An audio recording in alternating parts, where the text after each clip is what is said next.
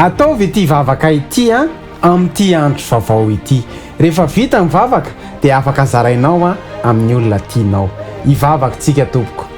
Andriamanitra miverina aminao a miaraka amin'ny fanetretena sy ny fanantenana. Misaotra ny amin'ny fanomezanao ity tontolo andro vaovao ity, fanombohana vaovao sy fahafahana miaina araka ny sitraponao. Mangataka aminao mba hitarika izay ataoko sy teneniko. Miofaharetana ahafahako miaraka amin'ny fanamby mba hanaiky ny fitsapana ary hankasitraka izay fitahiana omenao. Aoka ny fitiavanao ameno ny foko omeo fahafahana ahafahako manompo ny hafa.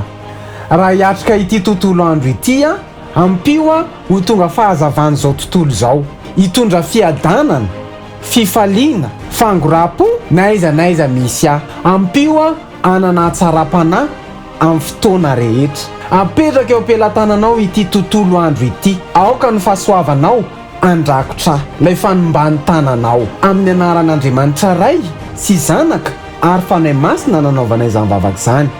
Amen. Sorata eo amin'ny commentaire hoe tahina sy asoavina ary ambinina sy ho salama amin'ny zavatra rehetra amin'ity tontolo andro ity. Tahina mihoatra tompoko.